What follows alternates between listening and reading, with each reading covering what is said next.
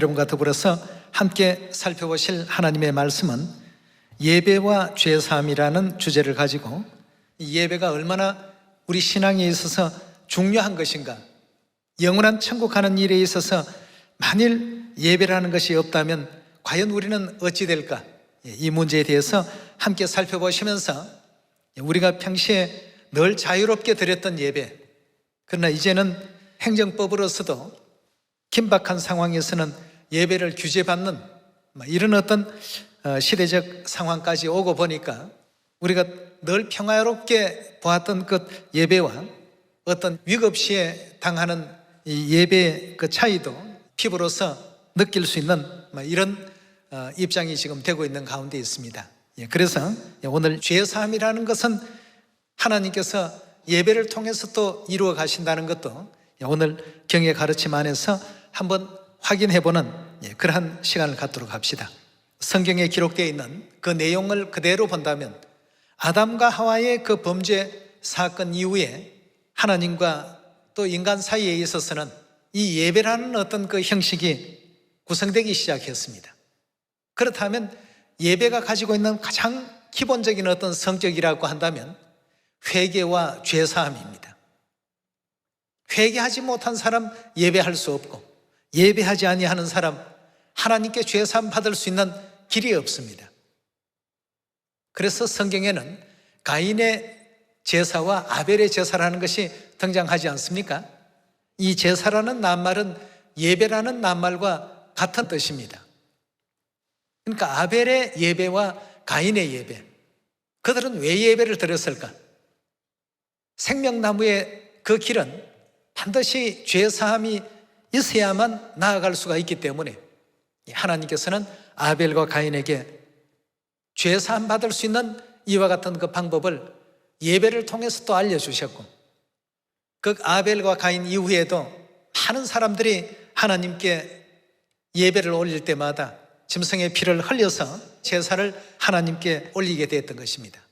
이런 어떤 그 내용이 수천 년을 내려오다가 모세 시대까지 흘러내려오게 되죠. 모세 시대에 와서 예배를 할 수 있는 어떤 형식을 이제 갖춰가기 시작했습니다. 그전에는 형식이 좀 많이 이렇게 생략이 되었다고 본다면 모세 시대 하나님께서 시내산에서 이제 앞으로 예배를 하려고 한다면 이렇게 예배를 하라, 예배의 어떤 형식을 갖춰준 것이 바로 옛 언약의 율법이라고 우리는 그렇게 얘기하고 있습니다. 쉽게 말하면 옛 언약 안에서의 예배 방법을 하나님께서 알려주신 것이죠. 그 옛 언약은 결국 새 언약을 반영시키기 위한 하나의 어떤 그림자적인 역할을 했고 모형의 역할을 해왔습니다. 구약의 모든 예배는 직접 짐승을 잡아서 피를 흘렸지만 이제 새 언약 시대에는 예수 그리스도께서 유월절 양의 제물도 되시고 속죄 제물도 되시고 그런 내용을 가지고 올려지는 새 언약의 예배법이 나오게 된 것입니다. 그럼 구약도 예배가 있었고 또 신약도 예배가 있습니다. 예배가 없는 가운데서는 죄사함이 절대 이루어질 수가 없습니다. 예배가 없다라고 한다면 하나님과 우리 인류 인생 사이에 벌어져 있는 그 간극을 메꿀 만한 다리가 없습니다. 이처럼 예배라고 하는 것은 우리 신앙에 있어서 굉장히 소중한 것입니다. 어떤 사람들은 예배에 대한 어떤 생각을 굉장히 소홀하게 생각하고 그저 시간만 맞춰서 적당히 어떻게 하면 되지 않겠느냐 이렇게 생각을 하기 쉽습니다만 이 새 언약에도 새 언약의 규례가 있고 법도가 있고 옛 언약에도 옛 언약의 규례와 법도가 다 있지 않습니까? 옛 언약의 예배하는 방법을 구약 성경에 다 기록이 되어 있고 신약에서는 새 언약의 예배법이 기록이 되어 있는 것입니다. 이렇다라고 한다면 예배가 없는 가운데서의 우리 신앙 결코 있을 수 없습니다. 예배가 있어야 됩니다. 우리 인류 인생이 하늘에서 하나님께 어떻게 범죄했는가를 보여주기 위한 하나의 모형적인 어떤 내용으로 에덴 동산이 선택이 되었고 에덴 동산에서 일어난 그 일련의 그 사건을 통해서 하늘나라에서 우리가 어떻게 죄를 저지르고 이 지상 세계로 쫓겨 내려왔는가를 하나님께서 보여주신 내용이 되겠습니다. 그렇다면 다시 잃어버렸던 그 낙원을 회복하기 위해서는 하나님께서 예배를 통해서 우리의 중심을 지금 보시기를 원하십니다. 40년 동안 이스라엘 백성들이 걸었던 그 모든 광야의 역사 속에 하나님께서는 너희 마음이 어떠한지, 내 믿음이 어떤지 여부를 알려 하사 갖가지의 것으로 시험을 했더라고 하신 말씀이 계시지 않습니까? 그래서 우리에게도 안식일 예배와 또 매일 드리는 오전, 오후, 상번제 예배와 또 1년에 한 번씩 드리는 각종 연간 절기 예배를 통해서 항상 하나님을 대하는 우리의 어떤 그 자세와 우리의 태도를 지켜보고자 하시는 것입니다. 그렇게 해서 마침내 하나님께서 이 땅의 생애가 다 끝나는 인류 인생들에게 판결을 하시고 심판을 하실 때 회개한 어떤 영혼과 회개치 못한 영혼을 판별하시기 위해서 예배라고 하는 이 중차대한 이 내용을 허락해 놓으셨습니다. 자, 예배가 없다라고 한다면 우리 신앙이 없는 거나 다를 바가 없습니다. 자, 우리 창세기 4장 1절의 말씀 보시면 아담이 그 아내 하와와 동침하매 하와가 잉태하여 가인을 낳고 이르되 내가 여호와로 말미암아 덕남하였다 하니라. 그가 또 가인의 아우 아벨을 낳았는데 아벨은 양치는 자이었고 가인은 농사는 자이었더라.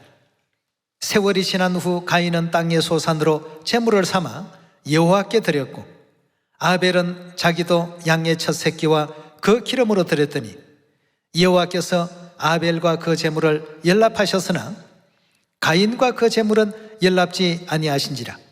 가인이 심히 분하여 안색이 변하더라. 가인의 제사와 아벨의 제사, 우리 성경 속에서 등장하는 인류 최초의 예배의 모습입니다. 가인과 아벨은 왜 이런 예배를 드렸을까? 왜 이런 제사를 드렸을까? 이 제사 속에는 속죄의 의미가 있습니다. 어떻게 하면 지난날에 지었던 죄에 대해서 용서를 받고 또 죄사함을 받을 수 있는가? 또 지난날의 모든 죄에 대한 회개의 그 의미가 이 예배 속에 있습니다. 그렇기 때문에 예배가 없다는 것은 죄사함이 없다는 의미가 되어버리고 회개가 이루어지지 않고 있다는 의미로서 간주되기 때문에 예배라는 신앙은 우리 신앙에 있어서 빼놓을 수 없는 가장 중요한 의미 중에 하나가 되겠습니다. 그래서 우리가 예배를 드리더라도 하나님의 그 규례에 올바른 어떤 예배를 드리기 위해서 안식일이 토요일이냐 일요일이냐 이 문제에 대해서도 상당히 또 민감하게 또 날짜와 또 그 규정에 대해서 맞는가 맞지 않는가 확인을 하고 있지 않습니까?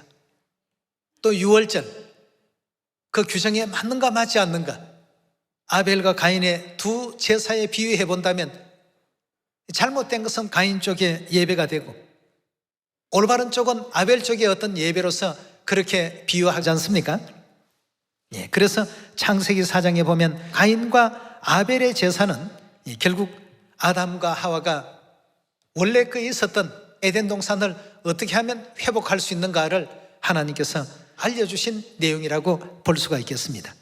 자, 그래서 구약의 모든 그 제도들이 성문화되지 못한 가운데 수천 년을 흘러내려오다가 모세 시대에 와서 성문화가 되어서 이 예배가 어떤 성격을 지니고 있는가를 명시해 주신 내용이 있습니다. 우리 레위기 4장 열어보도록 합시다.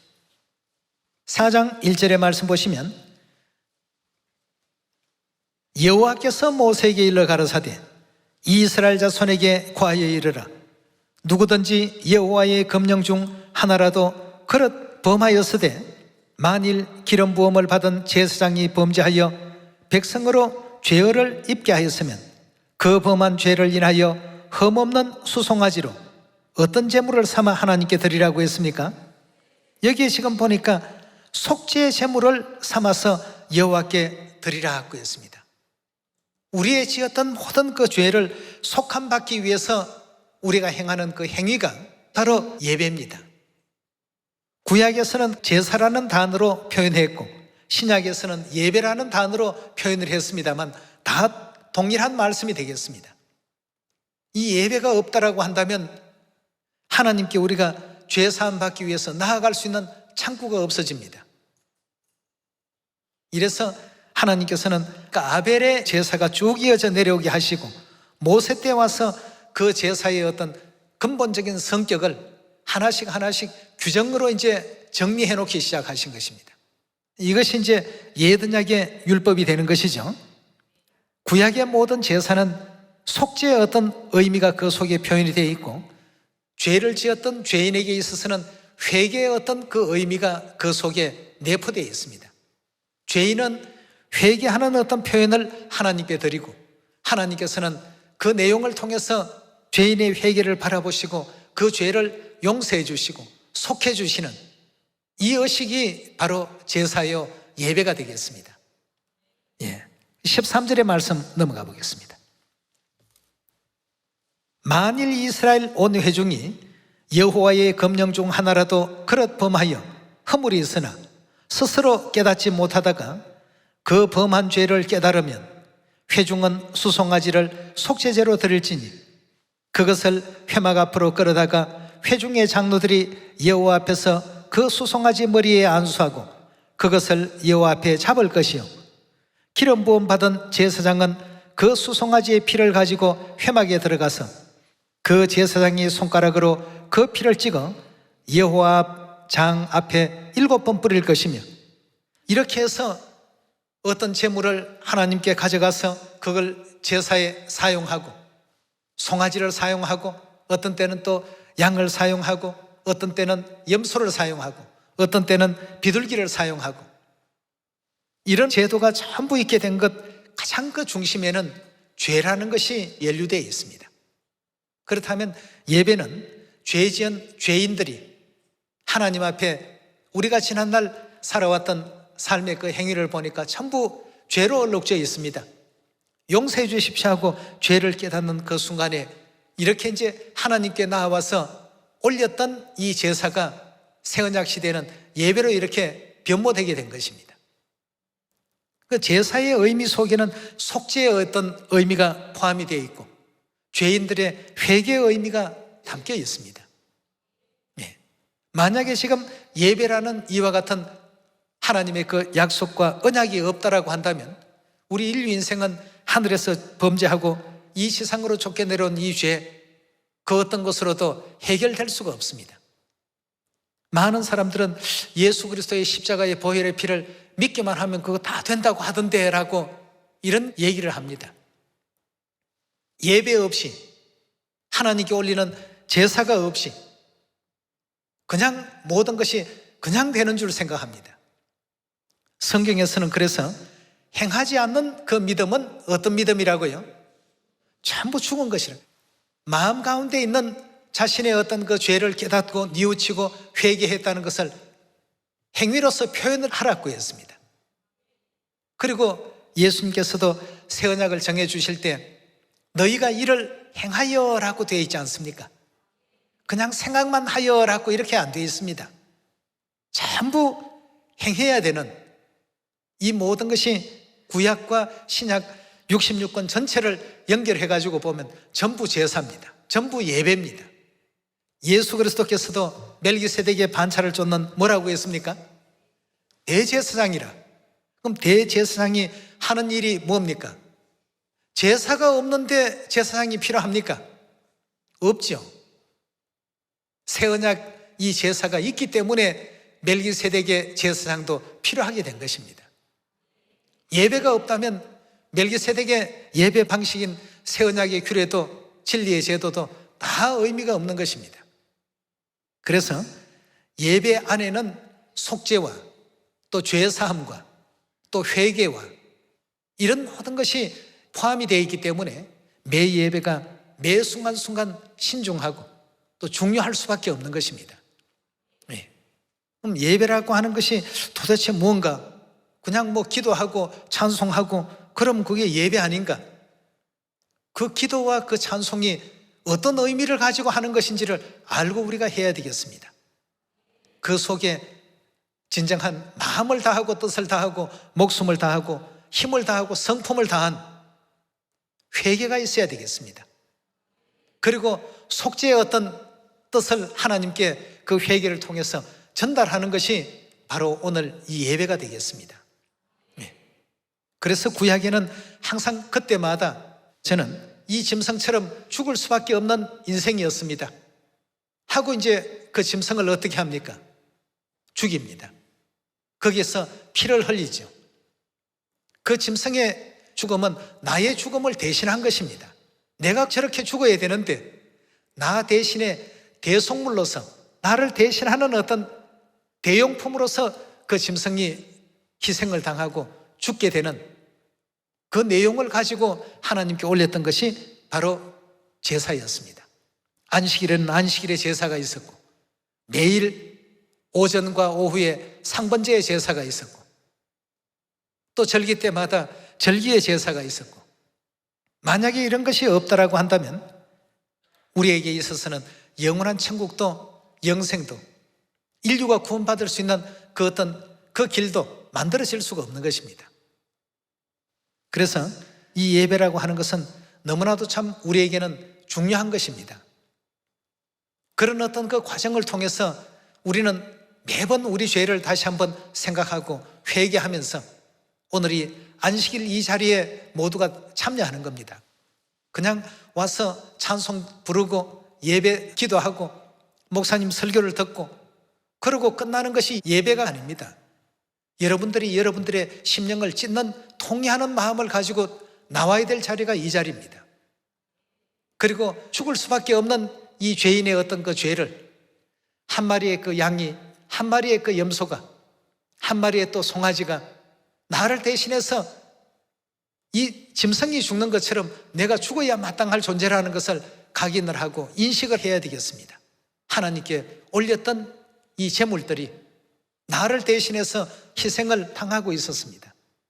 그래서 그리스도께서 이 땅에 오셔서 나를 대신해서 십자가에 못 박히시고 희생하신 그 희생을 늘 우리는 이 안식일을 통해서 이 예배를 통해서 기억해내야 되겠습니다.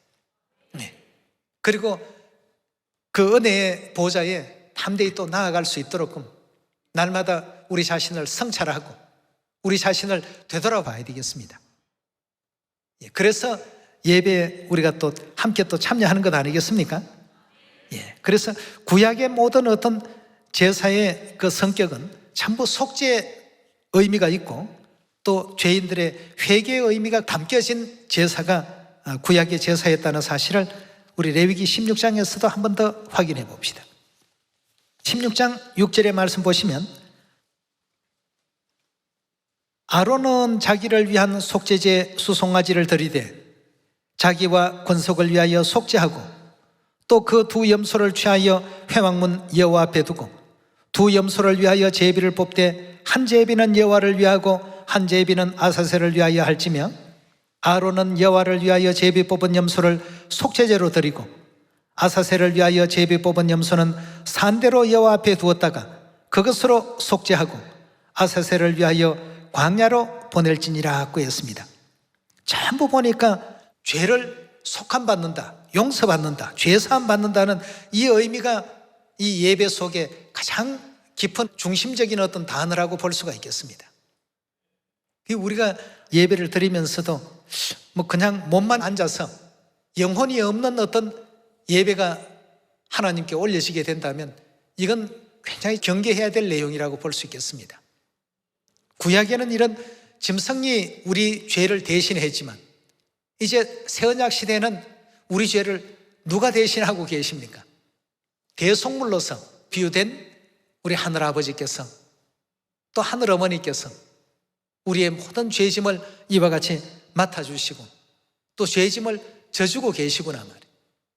과거에 어떤 하늘에서 저질렀던 죄나 이 지상에서 지었던 모든 그 악한 죄들은 이제 두 번 다시 그리스도 안에서는 그런 죄와 연루되지 않는 이런 어떤 삶을 살아야 되겠다는 각오를 가지고 이 안식일에 참여해야 되겠습니다. 그리고 죄 사함을 주신 하늘아버지 어머니께 영광을 돌리고 감사를 돌리고 지난날 우리 죄를 다시 한번 회개하면서 그래서 영원한 천국까지 날마다 매주마다 한 걸음씩 한 걸음씩 하나님께 우리가 가까이 나아가는 것 아니겠습니까?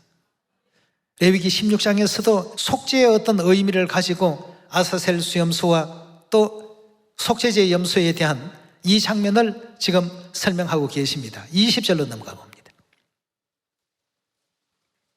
그 지성소와 회막과 단을 위하여 속죄하기를 마친 후에 산염소를 들이대 아론은 두 손으로 산염소의 머리에 안수하여 이스라엘 자손의 모든, 무엇이라고 했습니까? 불이 달리 표현하면요, 죄지요. 그 범한 모든 죄를 고하고 그 죄를 염소의 머리에 두어 미리 정한 사람에게 맡겨 광야로 보낼지니 염소가 그들의 모든 불의를 지고 무인지경에 이르거든 그는 그 염소를 광야에 놓을지니라고 했습니다. 전부 보면 구약의 예배의 가장 중심적인 단어는 속죄입니다. 우리 하늘에서 지었던 죄가 얼마나 참 컸으면 모세 시대로부터 예수님 이 땅에 오시기까지 1500년이라는 이 장관 세월 속에 끊임없이 수많은 어떤 양들이 희생이 되고 염소가 희생이 되고 모든 그 짐승들이 희생이 될 때마다 그냥 그 짐승을 잡는다는 것이 아닙니다. 나를 잡는 것입니다. 내가 지었던 그 죄를 그 짐승이 지금 대신해 주고 있으니까 말이에요.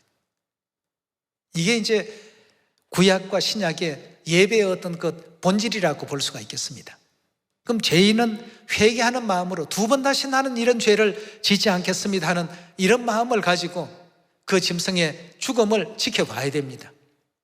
예배가 없다라고 한다면 속죄할 수 있는 길도 없고 속죄 받을 수 있는 기회도 우리가 영원히 얻을 수 없는 것입니다. 히브리서 우리 7장 넘어가 봅시다. 7장 11절의 말씀 보시면 레위 계통의 제사 직분으로 말미암아 온전함을 얻을 수 있었으면 백성이 그 아래서 율법을 받았으니 어찌하여 아론의 반차를 쫓지 않고 멜기세덱의 반차를 쫓는 별다른 한 제사장을 세울 필요가 있느뇨. 제사의 직분이 변적한즉 율법도 반드시 변적하리니 제사 직분이 아론의 직분에서 멜기세덱의 직분으로 변적되었고 옛언약의 율법에서 새언약의 율법으로 변역됐죠. 그래서 여기도 지금 주신 말씀과 같이 레위 계통하면 모세 시대의 어떤 그 제사 직분으로는 우리 인류가 온전함을 받을 수 없었습니다. 그 예배는 온전한 예배가 아니고 하나의 어떤 모형적인 예배였지만 이제는 멜기세덱의 그 예배는 온전한 예배가 되는 것입니다. 멜기세덱의 그 예배에 있어서 가장 중요한 실체는 우리의 모든 죄를 하나님께서 대신해 주신 것 아니겠습니까? 그 거룩하신 보혈의 피로 말미암아서 우리가 하나님의 자녀의 권세를 얻고 또 죄 사함을 얻고 영원한 천국 고향 회복해서 영생과 복락을 얻게끔 하시는 것이 아버지 하나님, 어머니 하나님의 위대하신 사랑이요 위대하신 예배가 아니겠습니까? 예. 이런 의미를 가지고 히브리서 우리 7장 21절로 한번 넘어가 봅시다. 21절의 말씀 보시면 저희는 맹세 없이 제사장이 되었으되 오직 예수는 자기에게 말씀하신 자로 말미암아 맹세로 된 것이라. 주께서 맹세하고 뉘우치지 아니하시리니 내가 영원히 뭐가 되었다고요? 제사장이라 하셨도다. 이와 같이 예수는 더 좋은 언약의 보정이 되셨나니라. 저희 제사장 된 자의 수요가 많은 것은 죽음을 인하여 항상 잊지 못함이로되 예수는 영원히 계심으로 그 제사 직분도 어떻다고 했습니까? 갈리지 않더라고 했습니다. 예수님께서 이 땅에 오셔서 희생해 주시고 인류를 대신해 주신 그 새 언약의 제사의 직분, 즉 예배의 그 직분은 영원히 어떻다고요? 바뀔 수 없습니다. 제사 직분이 절대 변할 수가 없습니다. 갈리지 않는다라고 했습니다. 그렇다면 예수 그리스도께서 제사의 직분을 가지고 계신다라고 한다면 하나님께 올려져야 될 제사, 즉 예배가 존재되어야 된다는 뜻입니까? 존재하지 않아야 된다는 뜻입니까? 예, 제사가 있어야 제사 직분이 있는 것이고 또 제사장의 그 직분을 가질 수 있는 것 아니겠습니까? 25절의 말씀 계속 보시면 그러므로 자기를 힘입어 하나님께 나아가는 자들을 온전히 구원하실 수 있으니 뭘로서 구원을 하실 수 있다는 것입니까? 영원히 가지고 계신 그 제사의 직분을 통해서 하나님께 나아가는 자들을 온전히 구원하신다고 했습니다. 이는 그가 항상 살아서 우리를 위하여 간구하심이라 갖고 이렇게 성경은 우리에게 알려주고 있습니다. 그럼 예수님께서 가지고 계신 이 제사의 직분이 어떤 직분이죠? 우리 히브리서 5장 8절의 가르침을 보도록 하겠습니다. 그가 아들이시라도 받으신 고난으로 순종함을 배워서 온전하게 되었은즉 자기를 순종하는 모든 자에게 영원한 구원의 근원이 되시고 하나님께 멜기세덱의 반차를 쫓는 어떤 직함을 가지고 계십니까? 대제사장이라 칭하심을 받았더라고 했습니다. 결국 대제사장 계신다라고 하는 것은 제사가, 즉 예배가 존재한다는 뜻입니다. 그럼 멜기세덱의 반차를 쫓는 이와 같은 대제사장이라고 하니까 멜기세덱의 반차의 그 의미를 우리가 올바르게 이해해야 될 줄 믿습니다. 멜기세덱 창세기 14장 17절 등장하죠. 아브라함을 만났을 때 떡과 포도주로서 아브라함에게 복 빌어준 제사장 아니었겠습니까? 그 제사의 직분을 그대로 쫓는다 하는 것은 따른다는 의미가 됩니다. 그 예식과 형식을 그대로 추구한다는 뜻 아니겠습니까? 누가 말입니까? 예수 그리스도께서 멜기세덱의 반차를 쫓는 대제사장이라고 이렇게 알려주고 있습니다. 그럼 그런 내용을 통해서 예수님께서는 어떤 멜기세덱의 제사권을 행사하셨는지 마태복음 26장 17절의 말씀 보겠습니다.